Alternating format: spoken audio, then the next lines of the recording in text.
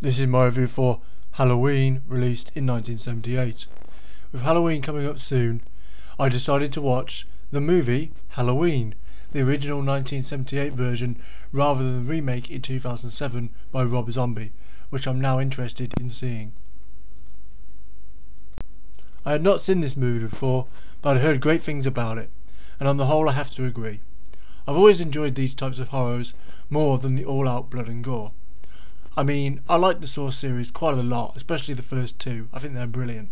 But in terms of being on the edge, I'd pick a movie like this, or The Innocents, or the others, over a movie like Saw.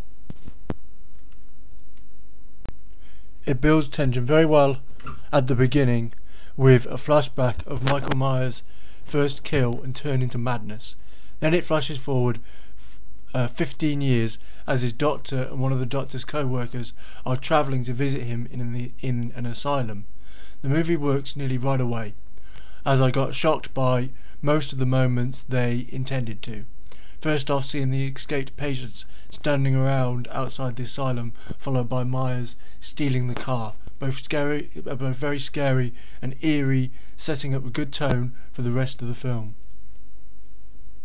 As far as acting goes, on the whole this was pretty good. I mean, not great, but as far as horrors go, it's not too bad. It's always easy to point out the acting in horror movies, because each character follows certain patterns, strong patterns. You have certain stereotypes of characters that appear in all horror movies, and then there's some of that in here too, of course. Brilliant music score sets up the tension very well. As I say, I hadn't seen the movie before, but I knew the music, showing the iconic status of that theme. In terms of presentation and cinematography, this is a very good looking film. The heavy use of Steadicam allows for good flow and action in the scenes, keeping the viewer involved and creating an interesting visual tone for the movie. Too many horror movies these days use quick cuts, not allowing for the tension to build. Halloween understands that with the Steadicam you can allow the tension to build slowly, get the audience involved, and then it will pay off at the end in the payoff of the scene. On the negative side, the scenes of Myers following the girls and other people from the street was used a little too much. There were very few scenes in the beginning of the movie that weren't Myers stalking people.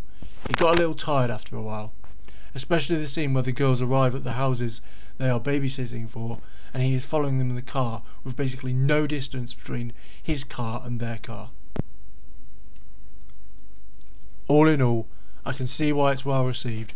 It kept me on the edge most of the time, though as I say, I think sometimes it overdoes the Myers stalking people sequences. Some of the acting is a bit off, but better than the majority of horrors. The camera work is brilliant and keeps the tension going.